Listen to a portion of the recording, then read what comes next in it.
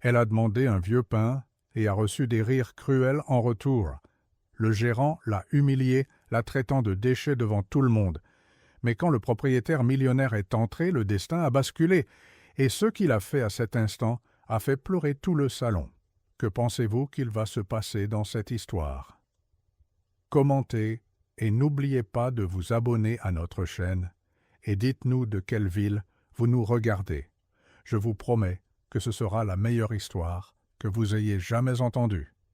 Le soleil se levait timidement sur Marseille, illuminant les façades colorées du vieux port, tandis que Louise Dubois marchait le long de la rue des Orangers. Son estomac vide protestait, mais pas autant que le poids de l'humiliation qu'elle portait sur ses épaules. 2 jours sans un repas décent avaient rendu son corps fragile, mais son esprit résistait encore. D'un pas hésitant, elle rajusta sa robe simple et délavée, qui avait autrefois eu une couleur vibrante, comme sa vie. La boulangerie Leclerc, avec sa façade imposante de carreaux de faïence, se distinguait parmi les vieilles demeures historiques comme un symbole de prospérité. De là émanait un arôme irrésistible de pain fraîchement sorti du four, un parfum qui pour beaucoup signifiait le confort. Mais pour Louise était un rappel douloureux de tout ce qu'elle avait perdu. « Un jour, cela redeviendra mon quotidien », murmura-t-elle à d'elle-même, rassemblant le courage nécessaire pour pousser la lourde porte en bois sculpté. L'intérieur était encore plus impressionnant. Comptoir de marbre, vitrines en verre cristallin, présentant des pâtisseries raffinées et des pains artisanaux, employés en uniforme d'une présentation impeccable. L'élite marseillaise occupait les tables, savourant un café dans des tasses en porcelaine fine, au milieu de conversations insouciantes sur la vie. Louise respira profondément. Le contraste entre son monde effondré et cet environnement étincelant fit se tordre son estomac, non pas de faim, mais de honte. Malgré cela, elle s'avança jusqu'au comptoir où Marc Dubois, gérant connu pour sa posture inflexible, organisait une exposition de croissants. « Bonjour » murmura-t-elle, presque inaudible. Marc leva les yeux et son expression se durcit immédiatement. Il examina Louise de haut en bas, de ses cheveux bouclés mal coiffés à ses chaussures usées. « Je peux vous aider » demanda-t-il avec une froideur calculée. « S'il vous plaît, je voudrais savoir si vous avez du pain d'hier ou quelque chose qui est sur le point d'être jeté. Je pourrai payer quand j'aurai trouvé un travail. Je promets que... » « Du pain d'hier » Marc l'interrompit, élevant volontairement le ton de sa voix pour que les clients autour puissent entendre. « La boulangerie Leclerc ne vend pas de produits de seconde ligne, madame. Nos clients pensent pour l'excellence. » Le silence tomba sur le salon. Toutes les conversations cessèrent et des dizaines de regards se tournèrent vers Louise. Certains curieux, d'autres dédaigneux, quelques-uns compatissants. « Je comprends » essaya-t-elle d'expliquer, gardant sa dignité malgré la rougeur qui montait à son visage. « Je n'ai pas voulu offenser, c'est que ça fait 2 jours que... Peut-être préférez-vous les miettes du sol ?» Marc désigna quelques miettes près du comptoir, un sourire cruel aux lèvres. « Cela, je peux l'offrir gratuitement. » Des rires discrets résonnèrent dans l'établissement. Louise sentit ses jambes fléchir. Son orgueil lui criait de tourner les talons et de partir, mais la faim était plus forte. Lentement, elle se pencha, tendant la main pour ramasser les miettes, quand une voix grave et autoritaire figea la scène. « Quel spectacle honteux est-ce là, Marc ?» Les rires cessèrent instantanément. Un homme grand, d'une stature imposante, s'approcha du comptoir. Il portait un costume bien coupé, mais sans ostentation. Ses yeux noirs et pénétrants se fixèrent sur le gérant avec sévérité. « Voici monsieur Paul Cédric. Nous ne vous attendions pas aujourd'hui, » balbutia Marc, soudain pâle. Paul Cédric Leclerc, propriétaire de la plus grande chaîne de boulangeries gourmandes du sud de la France, regarda Louise, toujours courbée dans une position humiliante, et son visage se transforma. Il lui tendit gentiment la main, l'invitant à se relever. « Tionwampib. »« S'il vous plaît, madame, levez-vous, dit-il d'une voix calme mais ferme. « Personne ne ramasse des miettes chez moi. » L'ambiance resta dans un silence sépulcral, tandis que Louise, confuse et honteuse, acceptait la main tendue. En se relevant, ses yeux rencontrèrent ceux de Paul Cédric, un regard qui ne portait pas de pitié, mais une étrange reconnaissance. « Marc !» Paul Cédric se tourna vers le gérant sans lâcher la main de Louise. « Prenez vos affaires et retirez-vous. Votre présence n'est plus nécessaire dans cette entreprise. »« Mais monsieur, » protesta le gérant, « je ne fais que maintenir le standing de la maison. Cette femme dérangeait nos clients. Et le standing de ma maison, interrompit Paul Cédric, c'est le respect. Si vous n'avez pas appris cela en 5 ans de travail ici, il n'y a plus rien à vous enseigner. Vous êtes renvoyé. » Sans un mot de plus, Paul Cédric conduisit Louise à une table isolée, laissant Marc paralysé près du comptoir. D'un geste, il appela Madame Zélie, la plus ancienne cuisinière de la boulangerie, connue pour son talent et son cœur généreux. « Zélie, s'il vous plaît, préparez un petit déjeuner complet pour Madame... »« Louise, » compléta-t-elle, encore étourdie. « Louise Dubois. »« Louise Dubois, » répéta Paul Cédric, comme si le nom éveillait quelque chose dans sa mémoire. « Vous n'avez pas à subir cela. Mangez tranquillement et nous discuterons après. » Pendant que Madame Zélie s'empressait d'exécuter la commande, Louise resta immobile, observant le propriétaire discuter discrètement avec d'autres employés. En quelques minutes, une jeune cliente s'approcha furtivement, montrant l'écran de son téléphone portable. « Regardez, ça fait déjà le buzz sur les réseaux, » murmura-t-elle, montrant à Louise une vidéo du moment exact où Paul Cédric intervenait. Tout le monde partage. Louise sentit le sang se figer. La dernière chose qu'elle désirait était une exposition publique de sa misère. Avant qu'elle ne puisse répondre, la jeune femme s'éloigna et Madame Zélie arriva avec un plateau bien garni. Divers pains, fruits frais, fromage, jambon, gâteaux, jus et café. « Mangez sans hâte, ma fille, » sourit la dame aux cheveux gris. « Le patron est un homme rare. » Louise pouvait à peine remercier. La faim parla plus fort, et elle mangea lentement, savourant chaque bouchée comme si c'était le dernier repas de sa vie. De loin, Paul Cédric observait avec une expression énigmatique, comme s'il était devant un puzzle dont les pièces commençaient à s'assembler. Après le repas, lorsque l'affluence de la boulangerie diminua, il retourna à la table de Louise. « Vous vous sentez mieux ? » ?»« Beaucoup, » répondit-elle avec sincérité. « Je ne sais pas comment vous remercier, et je promets que je paierai pour tout cela dès que Potter... » « Je ne me soucie pas du paiement, » l'interrompit-il doucement. « Je me soucie de vous. Personne n'en arrive là sans une histoire difficile derrière. » Il y avait quelque chose dans son regard qui inspirait confiance. Ce n'était ni de la pitié, ni une curiosité morbide. Cela semblait un intérêt sincère.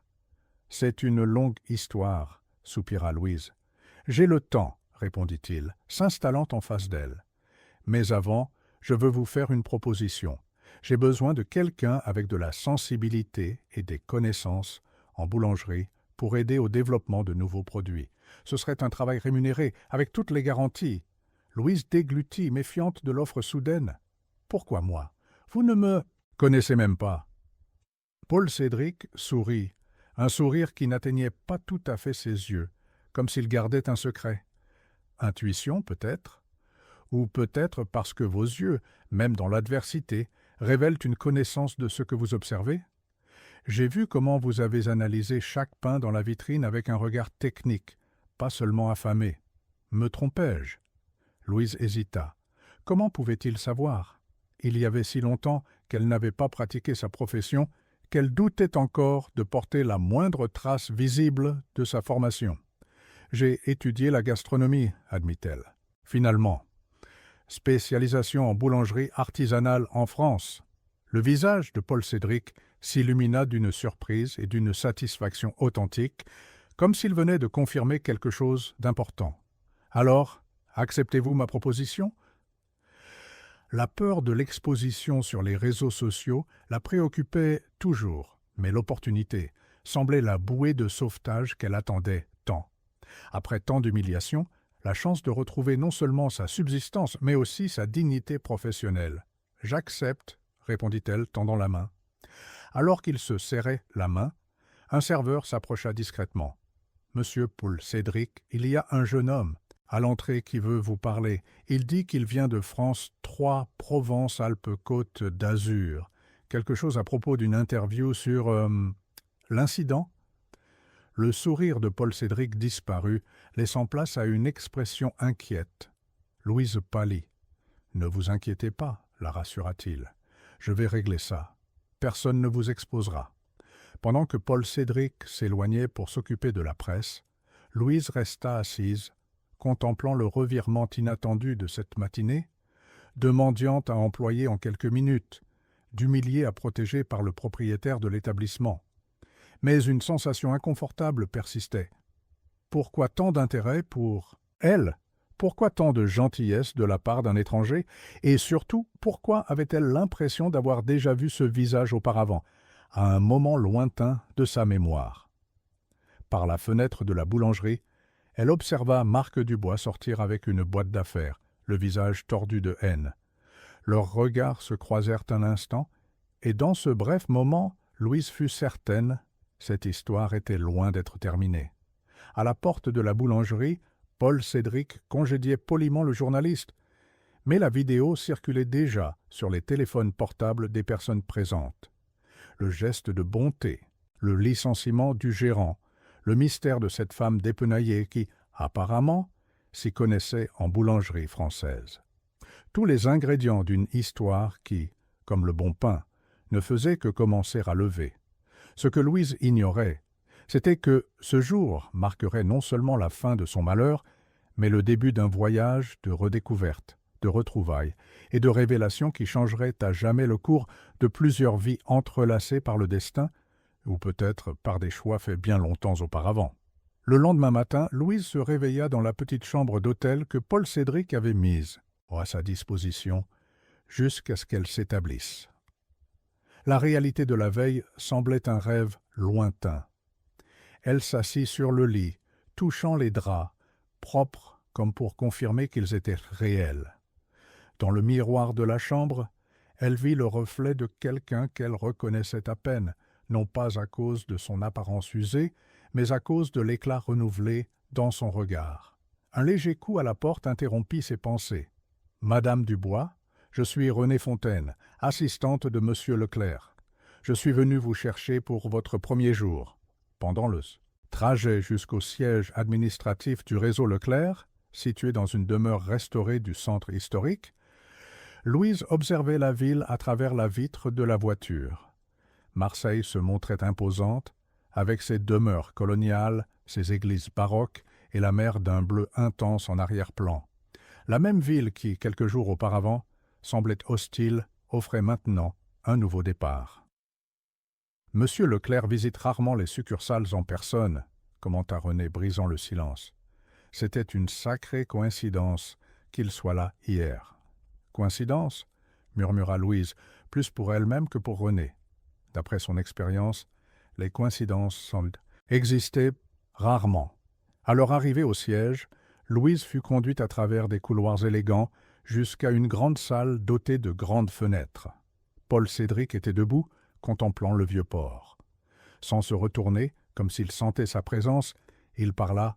« La légende dit que le meilleur pain est celui qui naît de mains qui ont connu aussi bien la farine fine que la farine grossière de la vie. » Il se retourna pour la regarder. Sous la lumière naturelle, Louise put mieux observer son visage. Il y avait de la dignité dans ses traits, mais aussi des marques qui parlaient de lutte passée, quelque chose qui contrastait avec sa position actuelle de prestige. « Merci pour l'opportunité, monsieur Leclerc, » dit-elle, gardant la formalité. « Paul Cédric, s'il vous plaît, » sourit-il, lui indiquant une chaise. « Je crois que nous pouvons sauter quelques formalités compte tenu des circonstances. » Pendant qu'il expliquait les détails du travail, développement d'une nouvelle ligne de pains artisanaux inspirés de recettes traditionnelles françaises, Paul Cédric observait attentivement chaque réaction de Louise. La façon dont elle hochait la tête, dont ses yeux brillaient, en discutant des techniques de fermentation naturelle, le vocabulaire technique qui s'échappait naturellement. « Vous avez des connaissances à revendre, commenta-t-il. Ce qui m'intrigue, c'est comment quelqu'un avec votre formation en est arrivé là. » Louise se raidit. C'était la question qu'elle redoutait, mais qu'elle savait inévitable. « Le destin a des chemins tortueux, répondit-elle vaguement. Paul Cédric acquiesça, respectant sa réticence. « Quand vous serez prête à partager votre histoire, je serai là pour écouter. Pour l'instant, j'aimerais que vous rencontriez le reste de l'équipe et la cuisine expérimentale. » La matinée se déroula en présentation et reconnaissance des lieux. La plupart des employés accueillirent Louise avec une cordialité professionnelle, bien que quelques regards méfiants ne passèrent pas inaperçus. Au déjeuner, elle se sentit déplacée dans le réfectoire exécutif jusqu'à ce que Madame Zélie, la cuisinière qui l'avait servi la veille, s'assoie à sa table. « Ne faites pas attention aux commentaires, » dit la dame avec une tendresse maternelle. « Les gens importants se méfient toujours des changements soudains. » « Quel commentaire ?» Madame Zélie hésita, mais décida d'être honnête. La vidéo s'est répandue. Beaucoup de gens disent que tout était arrangé, une stratégie marketing. D'autres spéculent que vous devez être une parente éloignée de Monsieur Leclerc, ou pire. Pire ? Louise sentit son estomac se nouer. Qu'il y a des intérêts personnels impliqués, compléta Zélie, mal à l'aise. Il y a toujours des gens malveillants, mais je connais le patron depuis 20 ans. Il est réservé, parfois énigmatique, mais juste. S'il a vu quelque chose en vous, c'est que ça existe. Après le déjeuner, alors qu'elle travaillait dans la cuisine expérimentale à tester des recettes de pain au levain naturel, Louise sentit son téléphone portable, également fourni par Paul Cédric, vibrer. C'était un message de René. « Monsieur Leclerc demande votre présence dans la salle de réunion principale. Urgent. » En entrant dans la salle, elle trouva Paul Cédric avec une expression grave devant un écran affichant la page d'un journal numérique. La manchette était explicite. « Magnate des boulangeries licencie un gérant pour embaucher une sans-abri.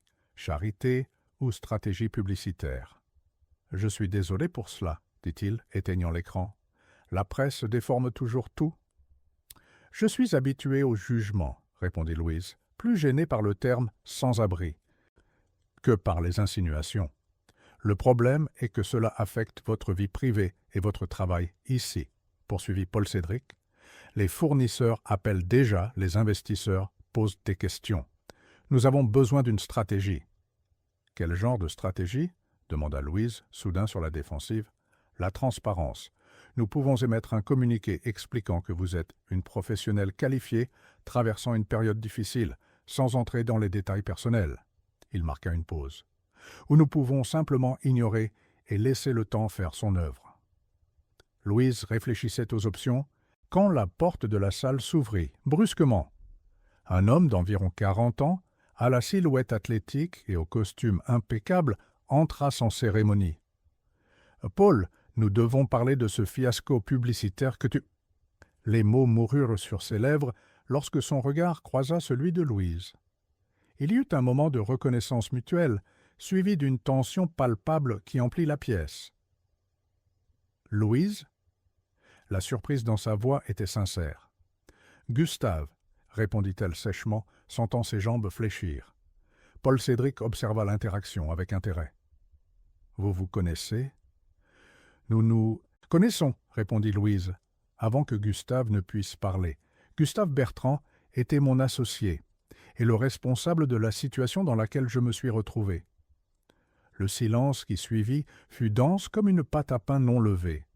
Gustave, se remettant de la surprise initiale, ajusta sa cravate d'un geste nerveux. « Paul, je ne savais pas que c'était elle, la personne en question, » dit-il, évitant de regarder directement Louise. « Nous avons une histoire compliquée. »« Compliquée ?» Louise rit sans humour. « C'est comme ça que vous appelez le fait de détourner tout l'argent de notre boulangerie et de disparaître en me laissant les fournisseurs me blâmer ?» L'expression de Paul Cédric se durcit. « Gustave est notre consultant financier depuis 2 ans, expliqua-t-il à Louise, avant de se tourner vers l'homme. Et il semble que nous ayons beaucoup à discuter. Tout a une explication, tenta de temporiser Gustave, maintenant visiblement mal à l'aise. C'était une période difficile, des choses se sont passées que... Épargnez-nous, coupa Paul Cédric. Louise, s'il vous plaît, pourriez-vous nous laisser? Nous devons avoir une conversation privée. Louise acquiesça, sortant rapidement. Elle s'adossa au mur du couloir, respirant difficilement. De toutes les possibilités, retrouver Gustave là, à l'endroit exact qui lui offrait sa rédemption, semblait une cruelle plaisanterie du destin. Ou serait-ce plus qu'une coïncidence? Paul Cédric aurait-il un lien préalable avec Gustave? Aurait Monda-t-il tout arrangé? La méfiance, sa vieille compagne des derniers mois, revenait en force. De retour à la cuisine expérimentale, Louise canalisa sa frustration dans la pâte qu'elle pétrissait avec vigueur. Chaque mouvement puissant représentait des années de rancœur contenue. C'est dans cet état que René la trouva une demi-heure plus tard. « Louise, M. Leclerc et M. Bertrand aimeraient que vous retourniez à la salle de réunion. » Avec appréhension, Louise suivit René. En entrant, elle remarqua immédiatement le changement d'ambiance. Gustave était debout, le visage pâle, tandis que Paul Cédric restait assis avec une expression grave.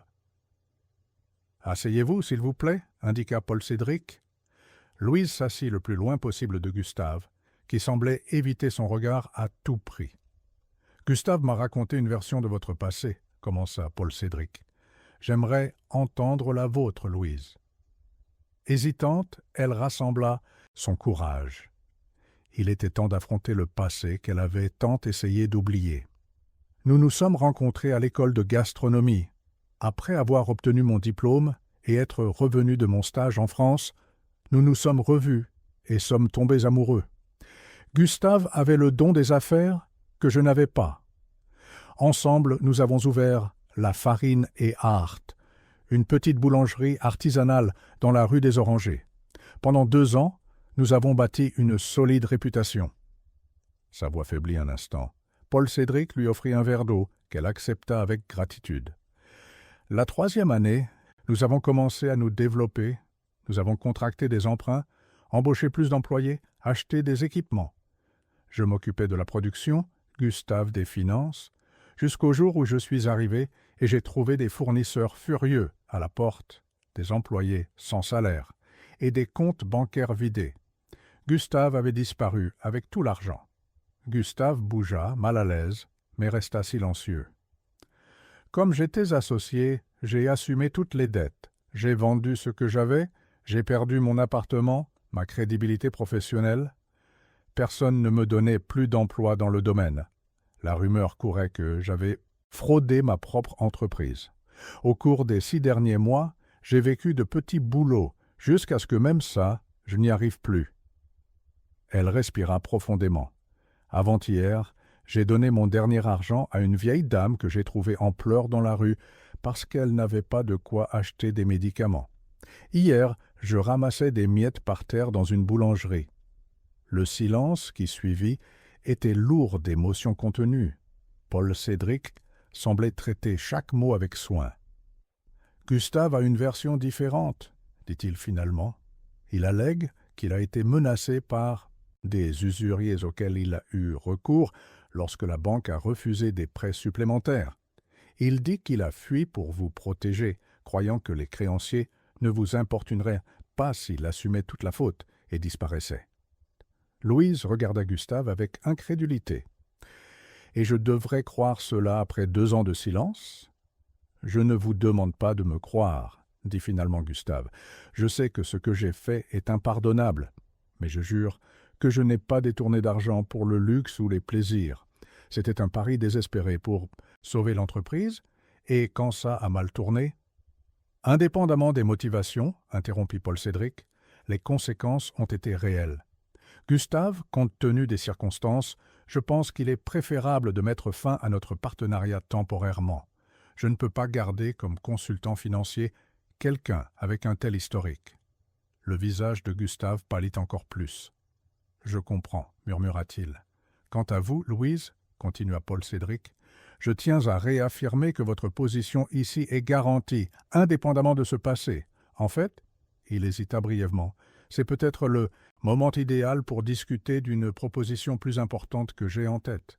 Gustave se leva brusquement. « Si vous me permettez, dit-il d'une voix contrôlée, se dirigeant vers la porte.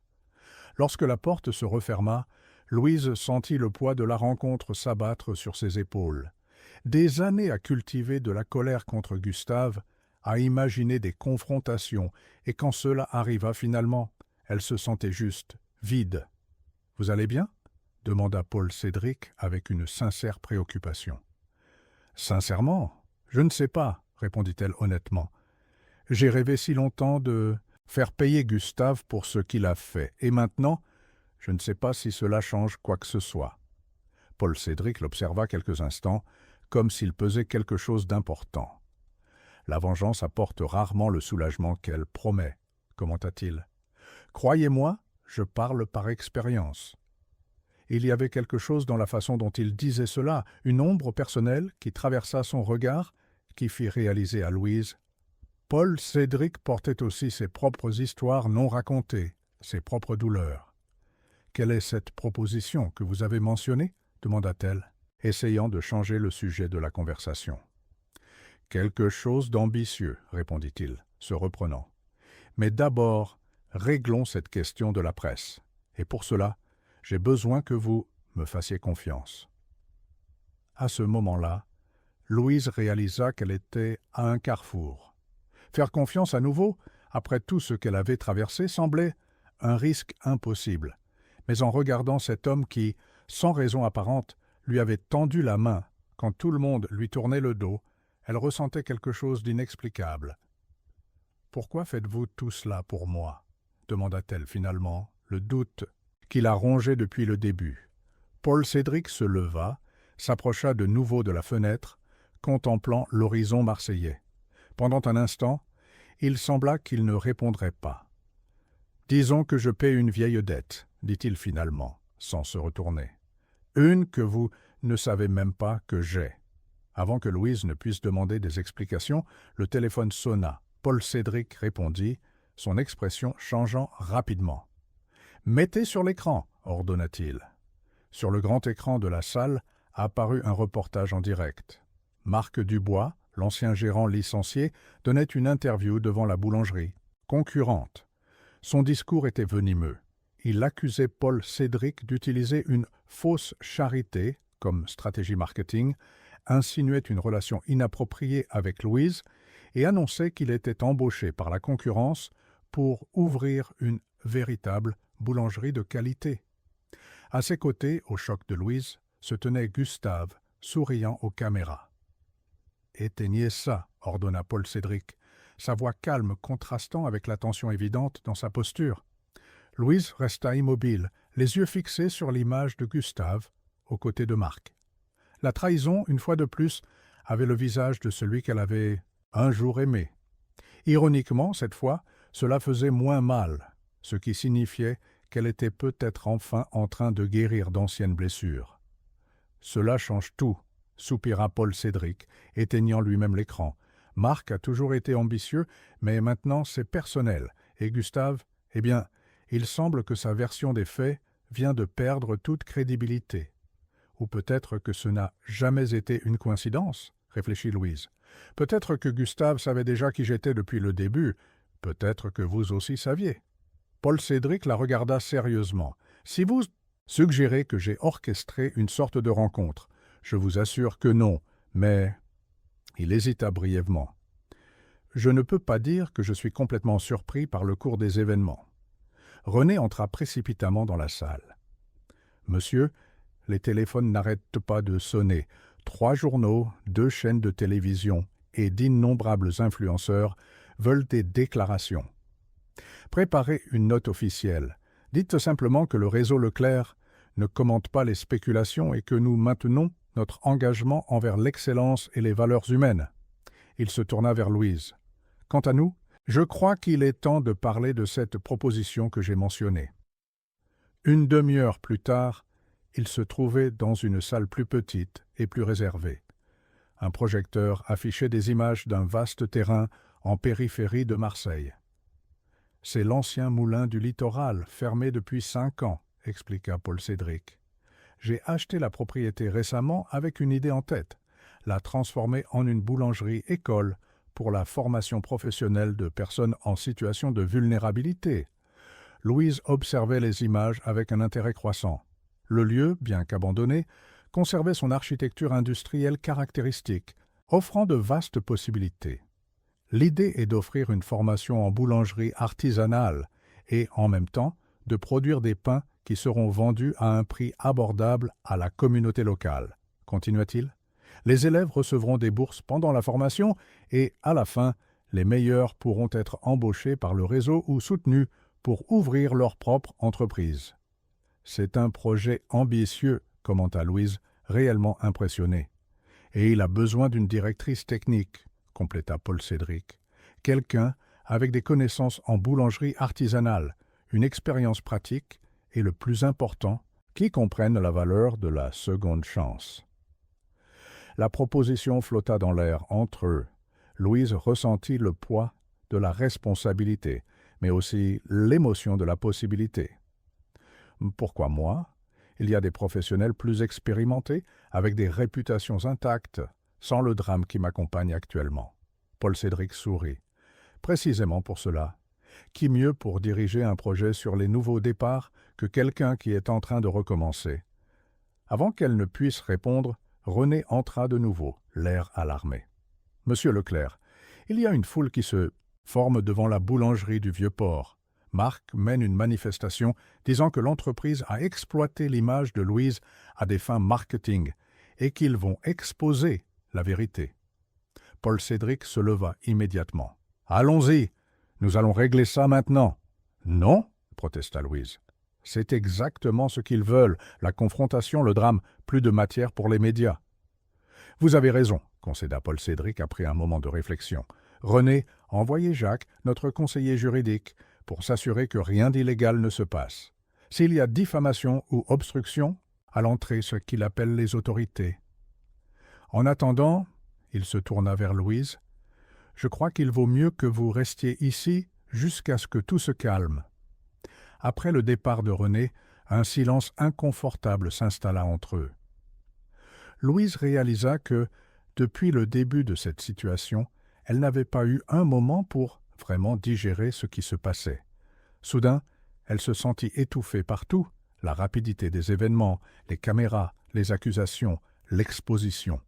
« J'ai besoin d'air, » dit-elle brusquement, se dirigeant vers la porte.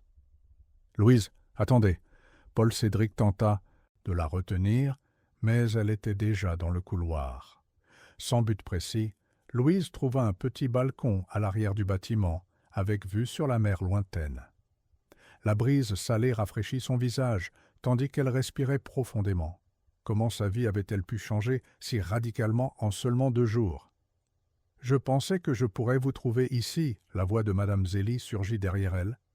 La cuisinière s'approcha, lui offrant une tasse de thé. Quand la tête bout comme la pâte au four, une tisane de mélisse calme. Louise accepta, reconnaissante de la présence, réconfortante de la dame. « Comment saviez-vous où me trouver ? » « Je travaille avec Monsieur Leclerc depuis longtemps. Ce balcon est l'endroit où il vient quand il a besoin de réfléchir, » répondit Zélie, s'appuyant sur le parapet à côté de Louise. « Vous vous ressemblez sur bien des aspects. »« Je le connais à peine, » contesta Louise. « Parfois, nous connaissons mieux des étrangers qui nous regardent dans les yeux que des membres de notre famille qui nous voient tous les jours, » philosopha la cuisinière. Paul Cédric est un homme de contradiction, dur en affaires, mais capable de gestes d'une incroyable générosité. Réservé sur son passé, mais obsédé par les histoires de dépassement de soi. « Oh, que savez-vous de son passé, hein ?» demanda Louise, la curiosité l'emportant sur la discrétion.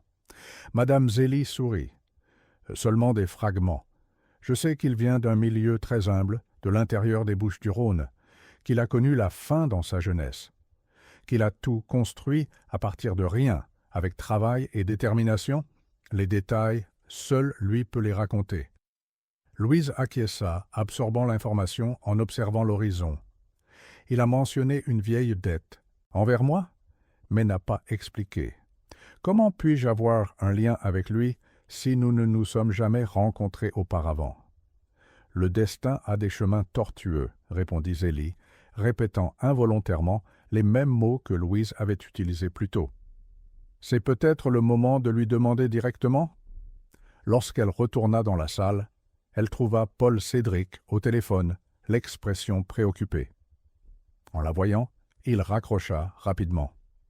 « J'étais sur le point de vous chercher, dit-il. La situation s'est compliquée. » La manifestation? Pas seulement. Gustave a donné une interview affirmant que vous et moi avions eu une relation par le passé, et que c'est pour cela que je vous ai sauvé dans cette boulangerie. Il insinue que la vidéo a été entièrement mise en scène pour relancer votre image publique après le scandale de votre faillite. Louise sentit le sang se figer. « Mais c'est complètement absurde. Nous ne nous sommes jamais rencontrés auparavant. » Paul Cédric détourna le regard, une ombre d'hésitation traversant son visage. Ce bref moment fut suffisant pour qu'un doute se forme dans l'esprit de Louise. « Où nous nous connaissons ?» demanda-t-elle, soudain alerte. L'homme d'affaires respira profondément, comme s'il prenait une décision difficile. « Pas de la manière dont Gustave l'insinue, affirma-t-il. Mais oui, nos chemins se sont croisés une fois, il y a de nombreuses années. Je doute que vous vous en souveniez. »« Quand? Où ?» pressa Louise, sentant qu'elle approchait enfin d'une énigme qui l'intriguait depuis le début. « Gare routière de Nice, 1998, répondit-il, observant attentivement sa réaction. « J'avais une vingtaine d'années, je venais de tout perdre dans une affaire ratée. J'étais sans argent pour rentrer chez moi, sans avoir mangé depuis 2 jours. » Un vague souvenir commença à se former dans la mémoire de Louise. La gare routière, un voyage de retour de chez une tante. Elle n'avait que 16 ans à l'époque. « Vous étiez assise avec votre mère, continua Paul Cédric, mangeant un simple encas. Vous m'avez vu assis, seul, et avez remarqué mon état. Vous vous êtes approché et m'avez offert la moitié de votre pain, sans pitié, sans condescendance, juste une pure humanité. » Le souvenir était maintenant complet. Le jeune homme maigre au regard perdu, si différent de l'homme confiant en face d'elle. Le geste impulsif que sa mère avait initialement tenté d'empêcher, inquiète de l'approche d'un étranger. « Vous m'avez dit quelque chose, » rappela Paul Cédric, la voix maintenant chargée d'émotion. « Tout le monde a besoin de pain pour continuer son chemin. Aujourd'hui, c'est vous. Demain, ce pourrait être moi. » Louise sentit des larmes inattendues monter. « Ce n'est pas possible que vous vous en souveniez après tant d'années. Ce n'était qu'un moment. Pour vous, peut-être. Pour moi, ce fut le tournant. » Il s'approcha, les yeux fixés sur les siens. « Ce geste m'a donné la force de ne pas abandonner. La semaine suivante, j'ai trouvé un emploi dans une boulangerie. 6 mois plus tard, j'avais ma propre boulangerie. Le reste appartient à l'histoire. Et quand vous m'avez vu dans cette boulangerie hier, je vous ai reconnu immédiatement. Les années ont passé, bien sûr, mais vos yeux ont la même lumière. J'ai pensé que c'était une coïncidence, le destin, ou je ne sais quoi. Une chance de rendre quelque chose que je porte en moi depuis des décennies. » Louise absorba tout en silence, stupéfaite par la révélation. Un geste si petit, si lointain dans sa mémoire, avait signifié tant pour une autre personne. La vie avait vraiment des façons inattendues de connecter les gens. « C'est pour cela que vous êtes si sûr du projet de boulangerie-école » demanda-t-elle finalement. « À cause de ce moment ?»« Partiellement, admit-il. Mais aussi parce que je crois sincèrement au concept et parce que, après avoir connu votre histoire professionnelle, je sais que vous êtes la bonne personne pour diriger cela. » Avant qu'il ne puisse poursuivre la conversation, René entra de nouveau, maintenant visiblement perturbé. « Monsieur, la situation est hors de contrôle. Marc et ses partisans ont bloqué l'entrée de la boulangerie. Et Gustave Bertrand donne une interview en direct faisant de graves accusations. » Paul Cédric se leva déterminé. « Nous ne pouvons plus rester sur la défensive. Il est temps d'affronter cela directement. »« Comment ?» demanda Louise. « Une conférence de presse, maintenant. Nous allons raconter notre version, la vraie histoire. » 40 minutes plus tard, la vaste salle de conférence du siège était remplie de journalistes, de caméras et d'enregistreurs. Le brouhaha cessa lorsque Paul Cédric et Louise entrèrent ensemble. Elle sentait son cœur s'accélérer, mais il y avait une nouvelle détermination dans son regard. « Je remercie chacun de votre présence, » commença Paul Cédric. « Normalement, je ne convoquerai pas une conférence de presse pour traiter de questions personnelles, mais face à la désinformation qui circule, je me sens obligé de clarifier certains points. » Louise observait la foule quand elle remarqua au fond Marc et Gustave entrant discrètement. Elle toucha légèrement le bras de Paul Cédric, indiquant du regard. Il acquiesça, comprenant, et continua. « Il y a 2 jours, j'ai eu l'occasion de retrouver quelqu'un qui, sans le savoir, a changé ma vie il y a de nombreuses années par un simple geste de bonté. Louise Dubois n'est pas une inconnue que j'ai aidée pour le marketing, comme on le sous-entend. C'est une professionnelle qualifiée qui a traversé des difficultés en raison de circonstances qu'il ne m'appartient pas de détailler. » Il fit une pause, observant directement Gustave, qui semblait mal à l'aise. « Ce que je peux garantir, c'est qu'il n'y a eu aucune relation amoureuse entre nous, ni dans le passé ni maintenant. Il y a, oui, un projet professionnel que nous aurons le plaisir d'annoncer prochainement. Quant aux accusations selon lesquelles la vidéo serait mise en scène, il sourit légèrement. Je crois que la spontanéité de la scène parle d'elle-même. » Les journalistes commencèrent à lancer des questions simultanément. Paul Cédric désigna une journaliste d'un journal respecté. « Monsieur Leclerc, comment répondez-vous aux accusations de l'ex-gérant Marc Dubois, selon lesquelles votre entreprise pratique une charité sélective uniquement à des fins publicitaires? Le réseau Leclerc mène divers programmes sociaux depuis des années, sans tapage ni publicité. L'incident avec Madame Dubois n'a pas été planifié, mais il reflète des valeurs que nous avons toujours défendues. » Une autre journaliste se leva. « Madame Dubois, pourriez-vous expliquer comment une professionnelle formée en France s'est retrouvée dans cette situation ?» Louise sentit tous les regards se tourner vers elle. Paul Cédric serra légèrement sa main sous la table, en signe de soutien. « La vie a des hauts et des bas pour tout le monde, » commença-t-elle, se surprenant de la fermeté de sa propre voix. « J'ai investi tout ce que j'avais dans une entreprise qui a fait faillite lorsque mon alors associé et compagnon a disparu avec les ressources de l'entreprise. J'ai assumé des dettes qui n'étaient pas les miennes par sens des responsabilités. J'ai cherché un emploi, mais des rumeurs ont nui à ma réputation professionnelle. Le reste est la conséquence d'un système qui offre rarement de seconde chance. » Son regard rencontra Gustave au fond de la salle. Il semblait plus petit, diminué sous le poids de la vérité exposée. Un reporter plus agressif se leva. « Pour Monsieur Leclerc, des rumeurs disent que l'ex-gérant licencié et l'ex-associé de Madame Dubois s'unissent pour ouvrir une boulangerie concurrente avec des investisseurs étrangers. Cela vous inquiète-t-il » Paul Cédric sourit avec une tranquillité sincère. Une concurrence saine ne fait qu'élever le niveau du marché.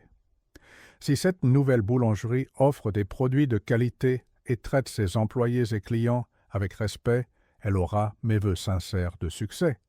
La réponse élégante surprit clairement Marc, dont le visage rougit visiblement du fond de la salle. La conférence de presse se poursuivit pendant 21 minutes, les questions étant répondues avec une honnêteté calculée. À la fin, Paul Cédric fit une annonce qui prit tout le monde par surprise, y compris Louise. « Je profite de l'occasion pour annoncer officiellement le projet Nouveau Départ, une boulangerie-école destinée à la formation professionnelle de personnes en situation de vulnérabilité. Le projet sera dirigé par la chef Louise Dubois, dont l'expérience internationale et l'histoire personnelle la qualifient de manière unique pour cette mission. » Se tournant vers Louise, il demanda « Acceptez-vous le défi officiellement ?» Sans hésitation, elle acquiesça. « J'accepte. » La salle explosa en flash. Au fond, Marc et Gustave se retiraient discrètement, vaincus par la transparence qu'ils n'attendaient au pas. Tandis que les journalistes se dispersaient, Paul Cédric s'approcha de Louise. « J'espère que l'annonce publique ne vous dérange pas. J'ai pensé que c'était la meilleure façon de renverser la situation. C'était brillant, acquiesça-t-elle, mais je crains que ce ne soit pas la fin. Je connais Gustave et il n'abandonne pas facilement. Ni Marc, ajouta Paul Cédric. Mais nous sommes préparés. À partir de demain, nous commençons à travailler à fond sur le projet. En sortant ensemble du bâtiment, ils furent accueillis par madame Zélie, qui attendait avec une expression inquiète.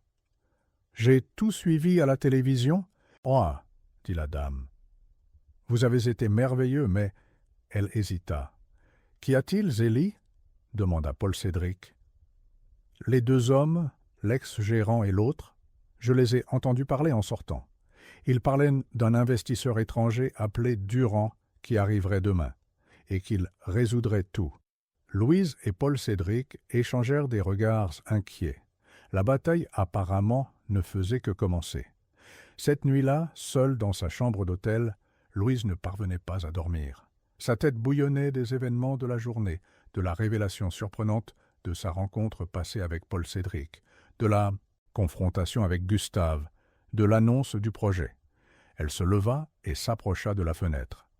Marseille la nuit était un spectacle de lumière qui dansait sur la mer sombre.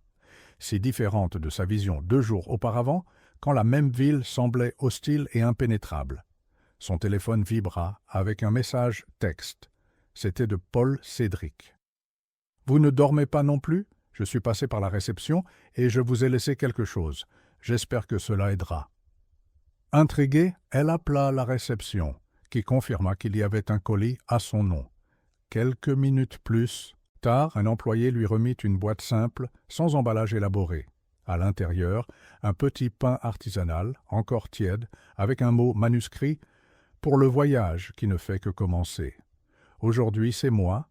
Demain, ce pourrait être quelqu'un d'autre. PC. » Louise sentit ses yeux s'embuer. Le cycle se complétait de manière inattendue. Elle mordit le pain, savourant non seulement sa saveur, mais le symbolisme qu'il portait. Son téléphone vibra de nouveau. Cette fois, une notification de réseau social. Hésitante, elle ouvrit l'application. Son cœur s'accéléra en voyant qu'elle était taguée dans une publication d'un profil inconnu. C'était une photo d'elle pendant la conférence de presse, avec la légende « La vérité sur Louise Dubois » que Paul Cédric cache. Restez connecté. L'expéditeur était un profil nouvellement créé, sans identification claire. Mais Louise reconnut immédiatement le style, c'était exactement comme Gustave menaçait les concurrents par le passé. La bataille, vraiment, ne faisait que commencer. L'ancienne usine du Moulin du Littoral était un curieux mélange d'abandon et de potentiel. D'énormes fenêtres laissaient entrer la lumière naturelle qui éclairait la poussière dansante dans l'air.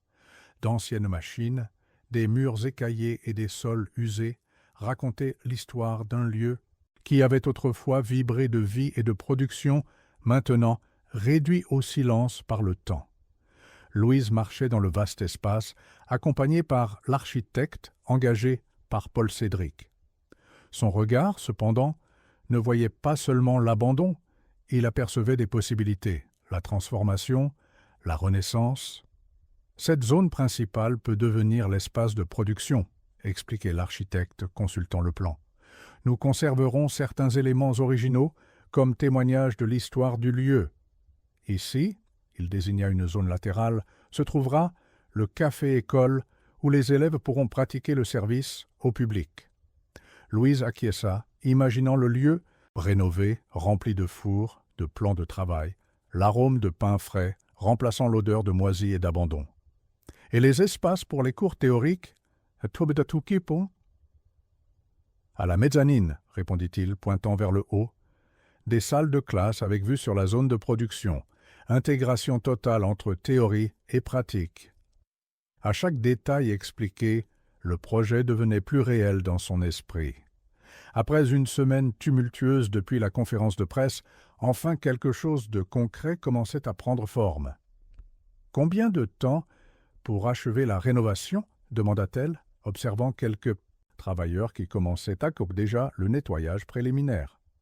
3 mois, si tout va bien. Paul Cédric a autorisé des équipes à travailler par roulement pour accélérer le processus. Louise sourit. L'urgence de Paul Cédric à concrétiser le projet était palpable, presque comme s'il compensait des décennies d'attente. Son téléphone portable vibra. C'était un message de René. « Urgent, venez au bureau tout de suite. » Avec un mauvais pressentiment, Louise fit ses adieux à l'architecte et se dirigea vers la voiture où le chauffeur l'attendait. Pendant le trajet, elle vérifia les nouvelles en ligne. Rien d'extraordinaire qui justifierait l'urgence. Depuis la conférence de presse, les médias avaient adouci le ton sensationnaliste, bien que la menace sur les réseaux sociaux la préoccupait toujours. À son arrivée au siège administratif, elle trouva une ambiance tendue. Les employés chuchotaient dans les couloirs, se taisant à son passage. Dans la salle de réunion, elle trouva Paul Cédric debout, les mains appuyées sur la table, étudiant des documents éparpillés avec une expression grave. René et Jacques, le conseiller juridique, conversaient à voix basse dans un coin de la salle. « Que s'est-il passé » demanda Louise, fermant la porte derrière elle. Paul Cédric leva les yeux. « Nous avons deux problèmes. Premièrement, quelqu'un achète agressivement des actions de l'entreprise sur le marché. De petits lots pour ne pas attirer l'attention, mais ils ont déjà accumulé près de 5%. Et le deuxième problème ? Il fit glisser un dossier vers elle. À l'intérieur, un dossier avec des informations détaillées sur la faillite de Farine et Art, l'entreprise que Louise avait partagée avec Gustave. Il y avait des extraits bancaires, des contrats et même des emails personnels entre eux. « Comment ont-ils obtenu cela ?» demanda-t-elle, feuilletant incrédule le matériel. « Il a été livré anonymement ce matin, avec une proposition. Soit nous achetons ce matériel pour une somme considérable, soit il sera publié sur un blog de potins d'affaires. » Louise s'assit, ses jambes soudain faibles. « Chantage ?» »« Oui, exactement, » confirma Jacques, avec un récit déformé qui suggère que vous étiez au courant des détournements de fonds faits par Gustave, peut-être même que vous y avez participé.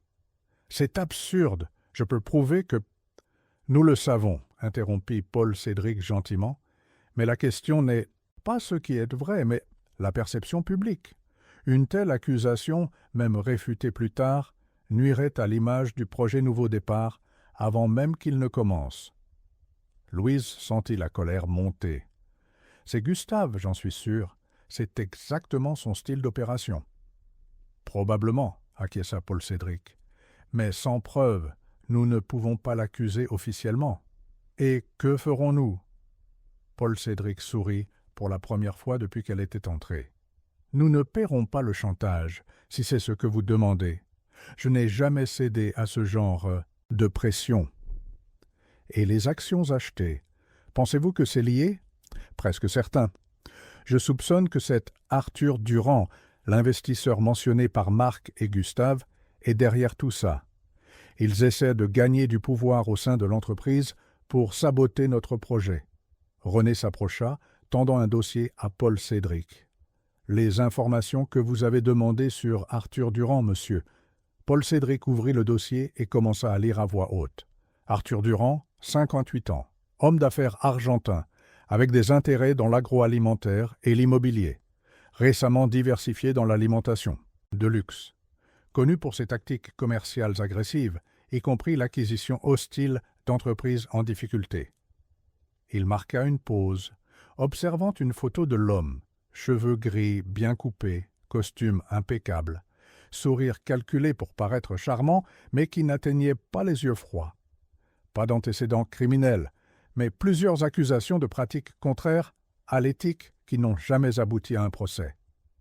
Un prédateur d'entreprise, résuma Jacques, qui, apparemment, a maintenant Marseille dans sa ligne de mire, compléta Paul Cédric.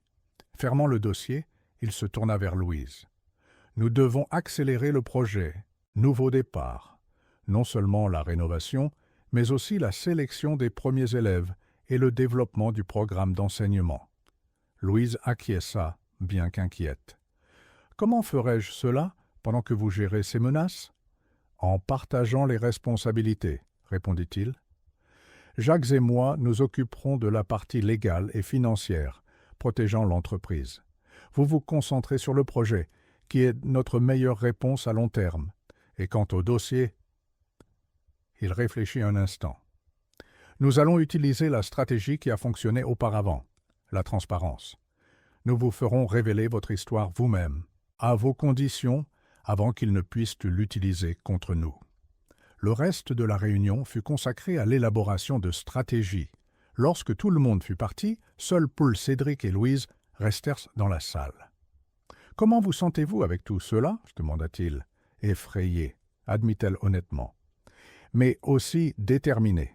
Je ne permettrai pas à Gustave de détruire ma vie 2 fois. » Paul Cédric sourit avec approbation. « C'est la Louise que j'ai vue à cette gare routière, intrépide, même quand elle avait toutes les raisons de ne pas l'être. » Il y eut un moment de silence confortable entre eux, une compréhension mutuelle qui transcendait les mots.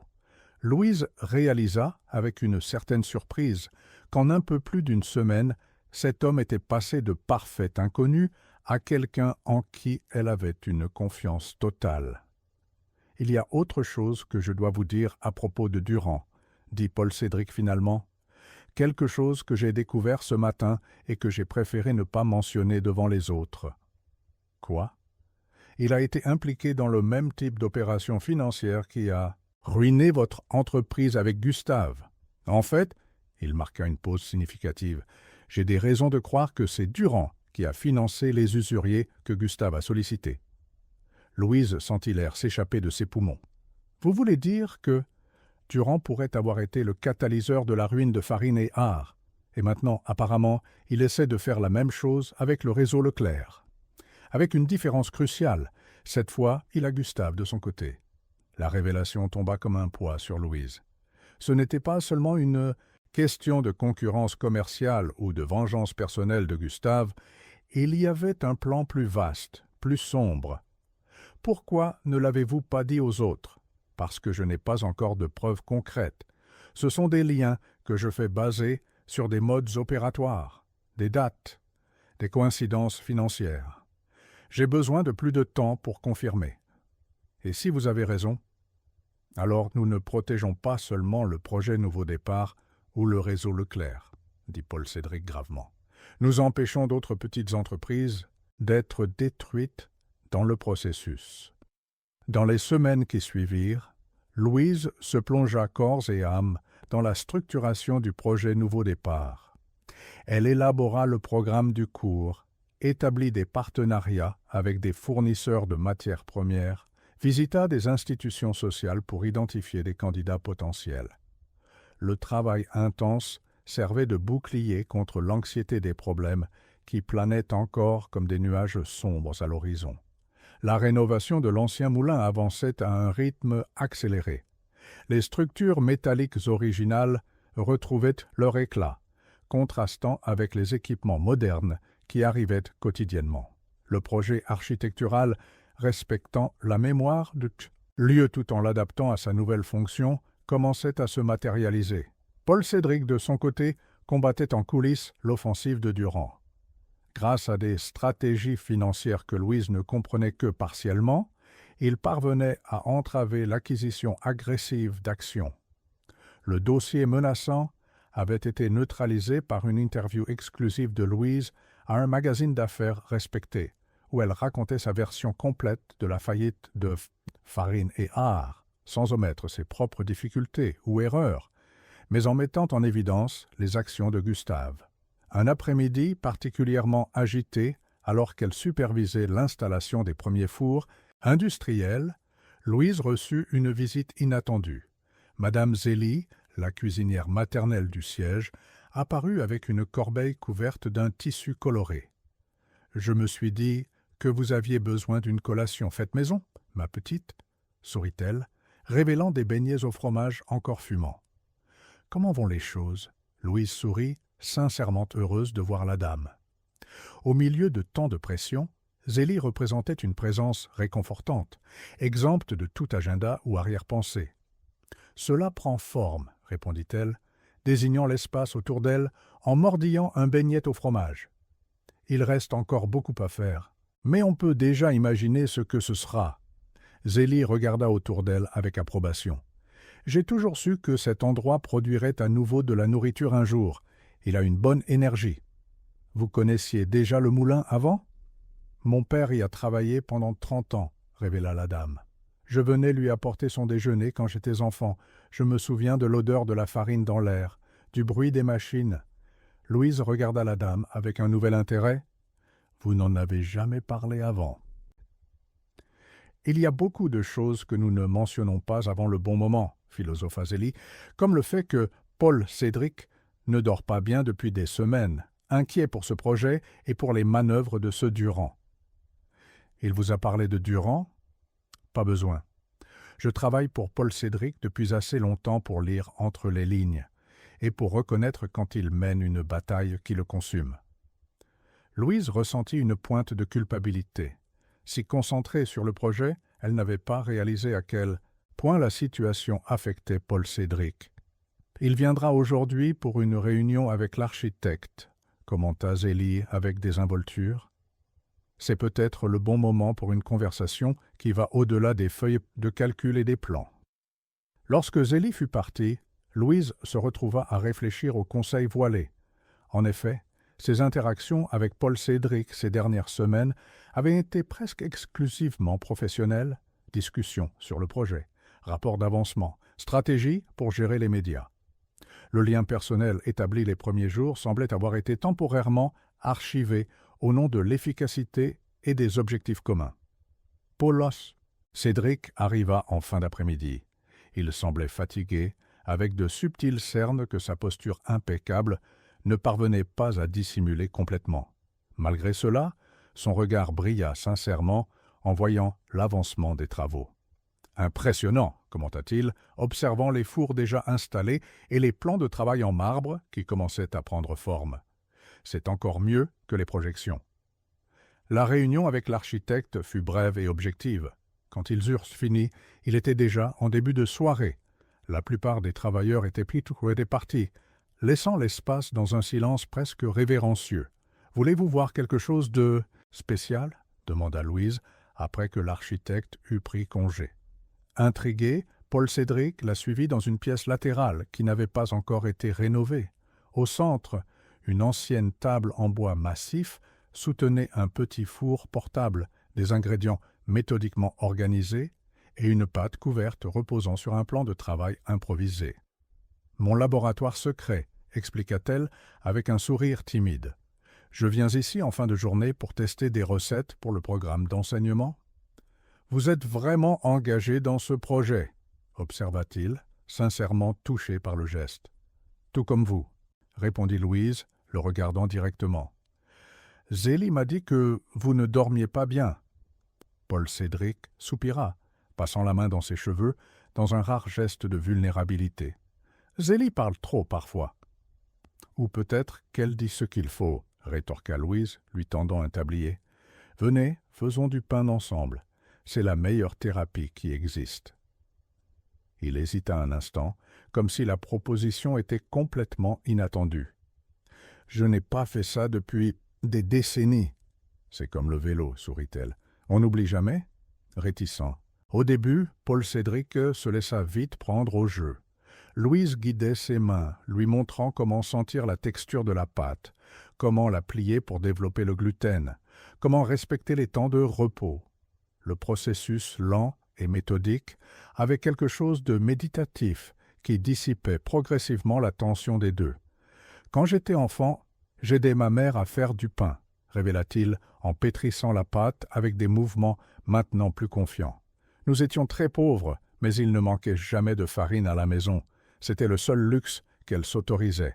Ma grand-mère disait qu'une maison sans odeur de pain est une maison sans âme, » commenta Louise, ajustant subtilement sa technique. « Votre grand-mère était sage, » sourit Paul Cédric.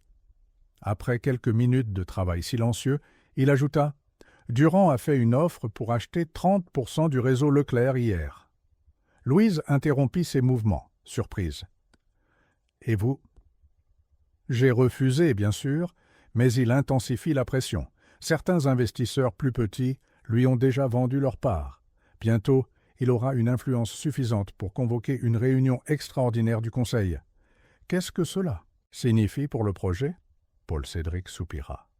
S'il convainc d'autres actionnaires, il pourrait essayer de suspendre des investissements qu'il considère non rentable à court terme, comme le nouveau départ. Mais vous êtes le propriétaire majoritaire, n'est-ce pas? Oui, mais certaines décisions nécessitent l'approbation du Conseil. Et Durand est très persuasif, surtout lorsqu'il argumente sur la base de profits immédiats. Louise absorba l'information en silence, continuant à travailler la pâte.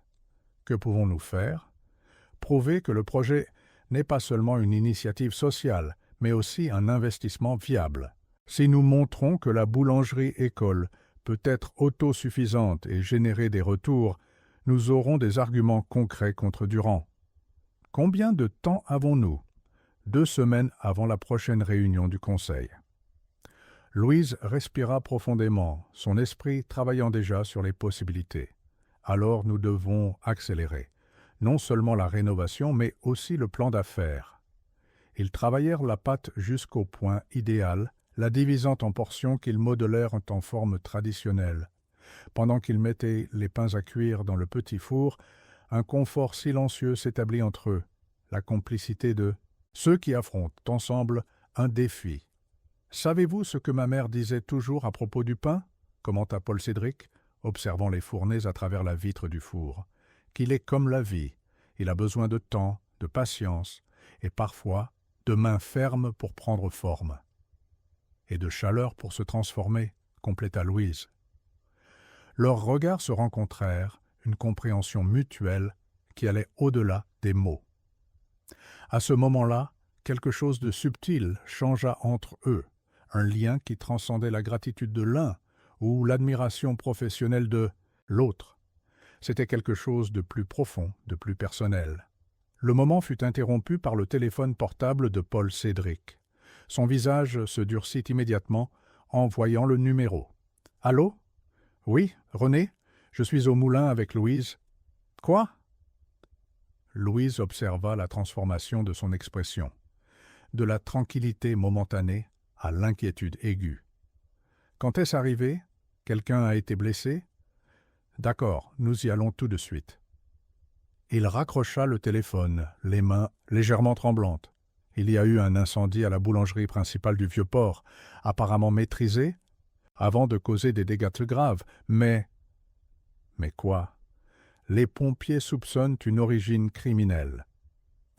L'arôme des pains cuits, qui quelques instants auparavant apportait du réconfort, semblait maintenant une ironique opposition à la nouvelle alarmante. Louise éteignit rapidement le four. « Allons-y, dit-elle, déterminée. Les pains peuvent attendre. » Sur le trajet jusqu'au Vieux-Port, le silence dans la voiture était lourd. À leur arrivée, ils trouvèrent la rue bloquée par des véhicules de pompiers et de police. La façade historique de la boulangerie Leclerc était maculée de suie, mais structurellement intacte. Une petite foule de curieux observait l'agitation. Paul Cédric fut immédiatement reconnu et conduit auprès de l'officier responsable. Louise le suivit, remarquant comment il gardait son calme malgré son évidente inquiétude. « C'était dans la zone de stockage, » expliqua le pompier. « Heureusement, le système anti-incendie a fonctionné rapidement et un employé qui faisait l'inventaire a senti l'odeur avant qu'elle ne se propage. Les dégâts sont principalement dus à la fumée et à l'eau et non structurels. » « Et pourquoi soupçonnez-vous une origine criminelle ?» demanda Paul Cédric. « Nous avons trouvé des preuves d'un dispositif incendiaire simple. Amateur, mais clairement intentionnel. La police enquête. » Pendant que Paul Cédric parlait aux autorités, Louise balaya la foule du regard. C'est alors qu'elle remarqua, à une certaine distance, 2 silhouettes observant la scène. Même dans la pénombre de la nuit, elle reconnut Marc, l'ancien gérant. À ses côtés, un homme plus âgé, d'allure élégante, qu'elle n'avait jamais vu en personne, mais qu'elle reconnut sur la photo du dossier, Arthur Durand. Le regard de l'Argentin croisa le sien un instant. Un sourire froid se forma sur ses lèvres, suivi d'un signe de tête presque imperceptible, non pas un « salut », mais un avertissement. Quelques secondes plus tard, tous deux disparurent dans la foule. Louise ressentit un frisson qui n'avait rien à voir avec la brise nocturne de Marseille. La bataille avait escaladé des manœuvres d'entreprise à quelque chose de beaucoup plus dangereux. La salle de réunion du conseil du réseau Leclerc n'avait jamais semblé aussi hostile. Autour de la grande table en acajou, des visages tendus reflétaient-ils la gravité du moment? À la tête de la table, Paul Cédric gardait son calme, bien que ses mains discrètement posées sous la table trahissaient la tension de ses veines saillantes. « Messieurs, j'apprécie la présence de tous à cette réunion extraordinaire, » commença-t-il, s'adressant aux 8 membres du Conseil. « Les événements récents exigent des décisions claires et immédiates. » De l'autre côté de la table, Arthur Durand souriait avec une confiance étudiée. Dans les 2 semaines qui avaient suivi l'incendie à la boulangerie du Vieux-Port, l'Argentin avait intensifié sa stratégie, acquérant plus d'actions et alliant des conseillers avec des promesses de rentabilité record. « Je suis entièrement d'accord, » intervint Durand, son accent portant un faux ton cordial. « C'est précisément pour cela que j'ai demandé cette réunion. Le réseau Leclerc fait face à des défis sans précédent, un incendie criminel, une publicité négative et des projets au retour discutable consommant des ressources précieuses. » Certains conseillers acquiescèrent. C'étaient avant tout des hommes d'affaires, et les mots « retour discutable » déclenchaient toujours des alarmes. L'incendie a causé des dommages minimes grâce à notre système de sécurité, répliqua Paul Cédric avec sérénité. Quant à la publicité, nos indices d'approbation publique n'ont jamais été aussi élevés depuis que nous avons annoncé le projet Nouveau Départ. Ah oui, le fameux projet. Durand insista sur le mot avec un subtil dédain. Une boulangerie-école pour les personnes sans abri, noble sans aucun doute, mais économiquement inviable. Des personnes en situation de vulnérabilité, corrigea Paul Cédric, et je suis en désaccord avec l'évaluation économique. Le projet a le potentiel d'être autosuffisant en 18 mois, comme détaillé dans le rapport que vous avez tous reçu. Durand écarta l'argument d'un geste de la main. Les projections optimistes se réalisent rarement. Pendant ce temps, la rénovation de l'ancien moulin a déjà coûté des millions qui auraient pu être investis dans l'expansion du réseau vers d'autres capitales. La discussion se poursuivit pendant près de 2 heures. Paul Cédric défendait le projet avec des chiffres, des études de faisabilité et l'engagement social de l'entreprise depuis sa fondation. Durand opposait des projections de profit immédiats si les ressources étaient réaffectées. Progressivement, l'expression de Paul Cédric révéla une inquiétude croissante. 2 conseillers qui le soutenaient habituellement semblaient maintenant hésitants, séduits par la rhétorique de l'Argentin. Avec 15% des actions déjà en sa possession, Durand n'aurait besoin de convaincre que 3 conseillers supplémentaires pour former une majorité suffisante pour suspendre le projet. Alors que le vote semblait imminent, la porte de la salle s'ouvrit inopinément. Louise entra, suivie de René, qui semblait avoir tenté de l'en empêcher. « Je m'excuse pour l'interruption, » dit Louise avec fermeté. « Mais il y a des informations cruciales que le Conseil doit prendre en compte avant toute décision. » Durand se leva, indigné. « C'est un outrage. Cette femme n'a pas l'autorisation de... » Madame Dubois est la directrice technique du projet Nouveau Départ, interrompit Paul Cédric, et elle a tout à fait le droit de présenter des informations pertinentes. René distribua rapidement des dossiers aux conseillers, tandis que Louise connectait son ordinateur portable au projecteur de la salle. Paul Cédric observait, surpris. Il n'avait pas été informé de cette intervention. « Messieurs, mon nom est Louise Dubois, » commença-t-elle, projetant la première image, le moulin du littoral déjà partiellement rénové.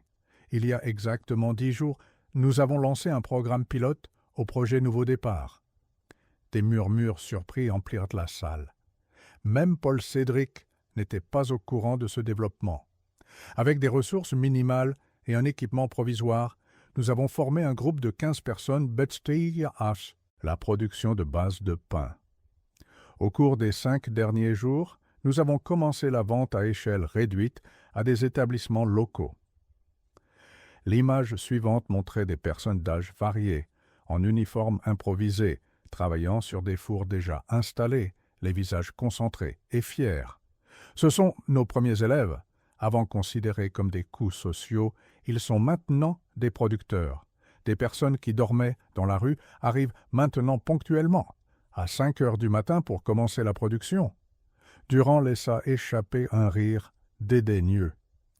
Émouvant sans doute, mais le sentimentalisme ne paie pas les 7,50 factures. « Je suis entièrement d'accord, » répondit Louise, le surprenant. L'image suivante affichait un graphique. C'est pourquoi j'ai apporté des chiffres. En seulement 5 jours d'opération partielle, le chiffre d'affaires du projet a déjà couvert 30% des coûts opérationnels. La projection initiale estimait 15% à ce stade. Les conseillers se penchèrent en avant, soudain intéressés. Des données concrètes parlaient plus que des arguments philosophiques. Plus importante encore, continua-t-elle, projetant maintenant un reportage en ligne, l'initiative génère déjà une publicité organique, ce qui coûterait, normalement, des millions en marketing. 3 établissements qui ont acheté nos produits à titre expérimental ont déjà demandé un approvisionnement régulier. Et nous avons reçu 2 propositions de partenariat d'entreprises intéressées à associer leur marque au projet. Paul Cédric ne put retenir un sourire discret. Louise avait mené le programme pilote en secret, probablement pour éviter les interférences extérieures ou pour présenter des faits accomplis plutôt que des promesses. Impressionnant, je dois l'admettre, commenta l'un des plus anciens conseillers. Mais il reste la question de la sécurité. Un incendie criminel ne peut être ignoré. À ce sujet, Louise marqua une pause stratégique, regardant directement Durand. « J'aimerais présenter un invité. » La porte s'ouvrit de nouveau. À la surprise générale, Gustave Bertrand entra, visiblement nerveux, évitant le regard furieux de Durand. « C'est Gustave Bertrand, mon ex-associé, » présenta Louise. « Il a des informations sur l'incendie que le Conseil doit entendre. » Gustave s'approcha de la table, clairement mal à l'aise avec tous les regards braqués sur lui. « Il y a 2 semaines, j'ai participé à une réunion avec Marc Dubois et M. Durand, » commença-t-il, la voix hésitante. Lors de cette réunion, la nécessité de presser Paul Cédric Leclerc à vendre sa participation dans l'entreprise a été discutée. Marc a suggéré qu'une petite frayeur pourrait fonctionner. Durand se leva brusquement. « C'est de la calomnie. Je n'ai rien à voir avec cet incendie et je ne permettrai pas. »« J'ai l'enregistrement, » interrompit Gustave, posant un petit appareil sur la table. « J'ai enregistré la conversation comme assurance personnelle.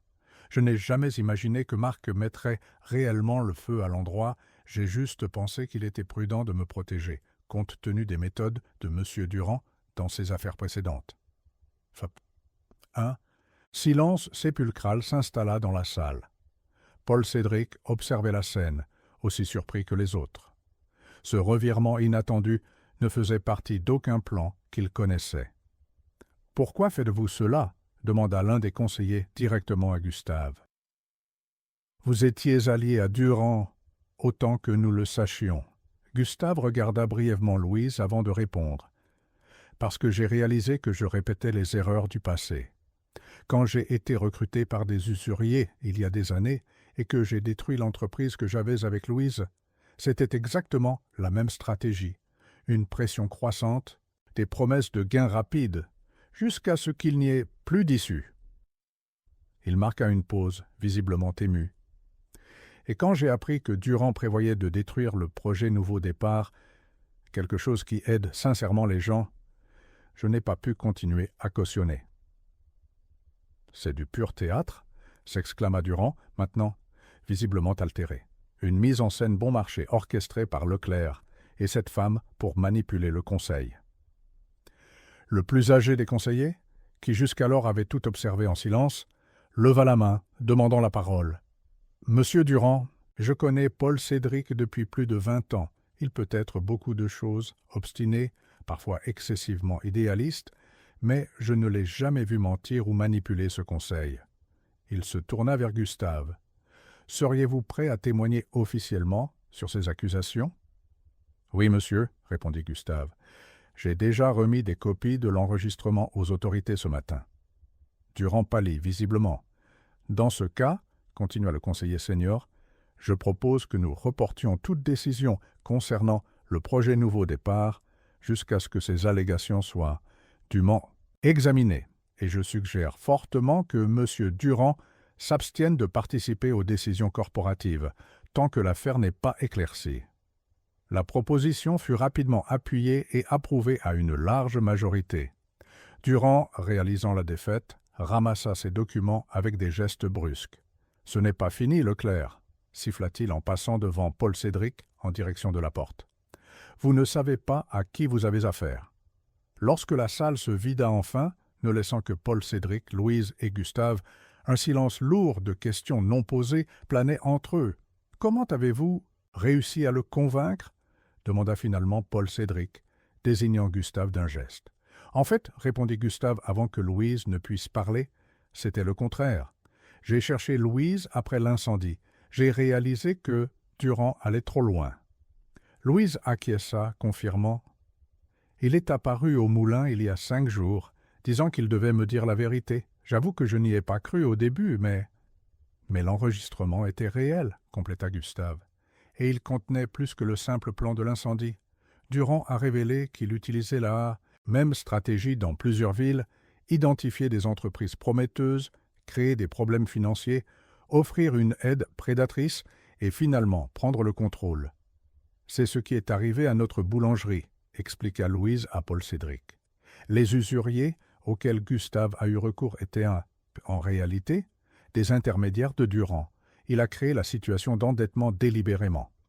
Paul Cédric absorbait les informations avec une expression grave. « Et le programme pilote au moulin? Pourquoi ne m'en avez-vous pas parlé ?» Louise sourit timidement. « Parce que nous avions besoin de résultats concrets, pas de promesses. Et parce que vous étiez si occupé à protéger l'entreprise des attaques de Durand que j'ai craint de vous surcharger de détails opérationnels supplémentaires. » « C'était mon idée, en fait, » intervint Gustave. « En guise de compensation minimale pour les dommages que j'ai causés à Louise par le passé, j'ai aidé à structurer le pilote avec des ressources limitées. Mes contacts avec les fournisseurs ont facilité les achats d'urgence. » Paul Cédric regarda longuement l'homme qu'il considérait jusqu'à récemment comme un ennemi. « Pourquoi ce changement de camp soudain, Gustave? La vérité. » Gustave hésita, détournant le regard. « J'ai entendu Durand parler de ses plans après avoir pris le contrôle. Ce ne serait pas seulement la fin du projet Nouveau Départ, mais le démantèlement progressif de tout le réseau Leclerc, des licenciements massifs, la vente d'actifs précieux, du pur profit spéculatif. » Il marqua une pause, visiblement mal à l'aise. « Et il a mentionné que des accidents arrivent, quand il a parlé spécifiquement de vous deux. » Louise pâlit. La menace implicite était trop claire pour être ignorée. « La police a-t-elle également été informée de cela ?» demanda Paul Cédric. « Oui, bien que cette partie ne soit pas sur l'enregistrement, seulement ce que j'ai entendu directement. » Paul Cédric se leva, marchant jusqu'à la fenêtre qui offrait une vue sur la baie de Marseille. Le soleil de l'après-midi se reflétait sur les eaux, créant des motifs dorés qui contrastaient avec le sérieux du moment. « Eh bien, il semble que nous ayons gagné une bataille importante aujourd'hui, » dit-il finalement. « Mais la guerre est loin d'être terminée. Durand n'abandonnera pas facilement. »« Que ferons-nous maintenant ?» demanda Louise. « Nous continuons, » répondit-il simplement. « Nous étendons le programme pilote, accélérons la rénovation, prouvons au Conseil que le projet est viable. » Il se tourna vers Gustave. « Et vous ?» Gustave sembla soudain plus petit, comme si le poids de ses actions l'atteignait enfin complètement. « Je n'attends pas de pardon, si c'est ce que vous demandez. Je voulais juste corriger quelque chose, au moins une fois dans ma vie. » Paul Cédric l'étudia quelques instants, évaluant sa sincérité. « Il y a de la place pour tous ceux qui désirent sincèrement recommencer, » dit-il finalement. « C'est, après tout, l'esprit du projet. » Lorsque Gustave se retira, Louise s'approcha de Paul Cédric, toujours contemplatif près de la fenêtre. « Vous lui faites confiance ?» demanda-t-elle doucement. « Pas entièrement, » répondit-il honnêtement. « Mais je crois aux secondes chances. Et plus important encore, je crois en vous, qui avez décidé de lui faire suffisamment confiance pour ce plan. » Leurs regards se rencontrèrent avec une intimité qui avait grandi silencieusement entre eux malgré toutes les turbulences extérieures, ou peut-être, paradoxalement, renforcées par elles. Les pains que nous avons faits ensemble cette nuit-là, commenta Paul Cédric, changeant apparemment de sujet. Ont-ils cuit, malgré l'incendie? Louise sourit, surprise par le souvenir au milieu de tant d'événements graves. Oui, je suis revenu le lendemain matin, et je les ai trouvés parfaitement cuits, bien que froids. Pourquoi? Je pensais juste que, parfois, ce que nous commençons continue de se transformer même lorsque nous ne regardons pas. Son regard devint plus intense, comme certains sentiments. Ces mots flottèrent dans l'air entre eux, chargés de significations non dites. Louise sentit son cœur s'accélérer, surprise non seulement par l'insinuation, mais par sa propre réaction à celle-ci, un mélange d'appréhension et de quelque chose de très proche de l'espoir. Le moment fut interrompu par le téléphone portable de Paul Cédric. Il répondit avec une expression professionnelle, bien que ses yeux restassent sur Louise. « René? Oui, nous y allons tout de suite. » Il raccrocha, expliquant. « Il semble que nous ayons des visiteurs inattendus au moulin. La presse a découvert le programme pilote. » L'ancien moulin du littoral, entièrement rénové, débordait de vie et d'activité. Dans la grande salle principale, désormais équipée de fours industriels rutilants et de plans de travail impeccables, 30 élèves d'origines et d'histoires de vie diverses travaillaient concentrés, suivant les instructions de leurs tuteurs. Dans les vitrines du café école annexe, pains artisanaux, gâteaux et autres produits affichaient des étiquettes avec le logo officiel du projet Nouveau Départ, une épi de blé entrelacée avec une main ouverte, symbolisant à la fois l'aliment et l'opportunité. Louise marchait entre les postes de travail, observant le progrès de chaque élève, offrant des conseils et des mots d'encouragement. Son tablier blanc, avec son nom brodé en bleu, portait désormais le titre de directrice exécutive. Au cours des dernières semaines, 3 grandes chaînes de supermarchés avaient signé des contrats pour commercialiser les produits de la boulangerie-école, consolidant la viabilité financière du projet. Dans le bureau vitré de la mezzanine, Paul Cédric montrait les installations à un groupe d'entrepreneurs intéressés à reproduire le modèle dans d'autres villes. À travers la vitre, son regard rencontra celui de Louise, et ils échangèrent des sourires complices. Dans la zone de service, Madame Zélie supervisait avec amour les élèves qui apprenaient à interagir avec les clients. Marc, étonnamment adapté à son rôle d'instructeur technique, démontrait la technique parfaite de coupe de la pâte à un groupe attentif. Dans un coin plus éloigné, Gustave discutait avec des fournisseurs, négociant les prix des matières premières pour la prochaine récolte. Lorsque le groupe de visiteurs descendit pour voir de plus près la zone de production, Paul Cédric en profita pour s'approcher de Louise. 3 délégations internationales ont confirmé leur visite pour le mois prochain, commenta-t-il, ne parvenant pas à cacher sa fierté. Le modèle attire l'attention même de l'ONU. « Je n'aurais jamais imaginé que nous grandirions si rapidement, » répondit-elle, observant l'espace vibrant autour d'elle. « Nous avons déjà une liste d'attente pour la prochaine promotion. » Un jeune élève s'approcha timidement, présentant un pain fraîchement sorti du four pour évaluation. Louise l'examina avec une attention professionnelle. La croûte dorée craquant au toucher, la mie parfaitement alvéolée, l'arôme complexe d'une fermentation naturelle bien menée. « Parfait, Charles !» approuva-t-elle avec un sourire sincère. « Celui-ci est au niveau des meilleurs que j'ai goûtés en France. » Le jeune homme s'éloigna rayonnant, retournant à son plan de travail d'un pas léger. « Vous avez changé sa vie ?»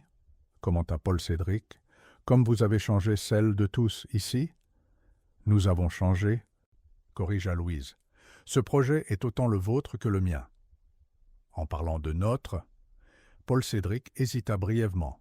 « J'ai beaucoup réfléchi à l'avenir, à nous. » Avant qu'ils ne puissent continuer, ils furent interrompus par Luc Meunier, le journaliste, qui arrivait accompagné d'une équipe de tournage. « Excusez mon intrusion, » sourit Luc. « Nous sommes prêts pour l'interview spéciale sur le 6e mois du projet. »« Bien sûr, » répondit Louise. « Dans la zone du café, comme convenu ?» Tandis qu'il se dirigeait vers l'interview, Paul Cédric serra discrètement la main de Louise, glissant quelque chose à son doigt. Surprise, elle baissa les yeux et vit une délicate bague en or avec de petits grains de blé sculptés. « Pourrions-nous en parler plus tard ?» murmura-t-il. « De construire ensemble quelque chose d'encore plus permanent que ce projet ?» Le cœur débordant, Louise acquiesça, incapable de former des mots. Les caméras se positionnaient déjà, l'intervieweur préparait ses notes, mais à ce moment-là, pour elle, le monde s'était réduit à cette petite bague et à la promesse qu'elle représentait. L'interview se déroula naturellement. Ils parlèrent des défis surmontés, des résultats obtenus, des plans d'expansion. Luc, toujours perspicace, remarqua la bague, mais évita discrètement de la mentionner, respectant le moment personnel au milieu du sujet professionnel. Lorsque les dernières questions eurent été posées et que l'équipe commença à démonter le matériel, Louise et Paul Cédric trouvèrent un moment d'intimité sur le petit balcon qui offrait une vue sur la baie de Marseille. « Alors, réussit-elle enfin à dire, regardant la bague à son doigt, « c'est... » « Une demande, » confirma-t-il, prenant ses mains dans les siennes, « pour que notre nouveau départ ensemble soit officiel et permanent ?» Des larmes de bonheur se formèrent dans les yeux de Louise. Il semble que le cycle se boucle, vraiment, de la faim à l'abondance, de la solitude au partenariat, des miettes du sol à... Elle fit un large geste, indiquant tout ce qui l'entourait. « À un empire construit avec du pain et un but, » compléta-t-il, souriant. Ils s'embrassèrent sous le soleil couchant de Marseille, tandis qu'en dessous d'eux, dans la salle principale, une nouvelle fournée était retirée des fours, emplissant l'air de cet arôme incomparable, l'odeur d'espoir, d'opportunité, de nouveau départ. L'arôme qui, des années auparavant, dans une gare routière lointaine, avait connecté leur vie lors d'une rencontre apparemment fortuite, mais que le destin avait transformée en la graine de quelque chose de bien plus grand. Quelque chose qui maintenant, comme le bon pain, avait grandi, fermenté, et s'était transformé en nourriture, non seulement pour eux, mais pour tous ceux qui croiseraient le chemin de cet ancien moulin, maintenant renaissant comme un phare de nouvelles possibilités. Car, comme le disait la devise gravée à l'entrée du projet Nouveau Départ, la vie est comme le pain, ce que les autres appellent des miettes peut être le début de quelque chose de nouveau. Si ce récit de seconde chance et de rédemption a résonné en vous, n'oubliez pas de vous abonner à notre chaîne et de laisser un j'aime sur la vidéo. Chaque jour, nous vous apportons des histoires uniques qui explorent les complexités de la vie française, avec des personnages authentiques qui affrontent des défis et découvrent la véritable signification de recommencer. Partagez en commentaire quel a été le moment qui vous a le plus ému dans ce voyage de Louise, des miettes du sol à la direction d'un projet transformateur. Nous sommes impatients de lire vos impressions et de savoir comment cette histoire a touché votre vie. À la prochaine histoire.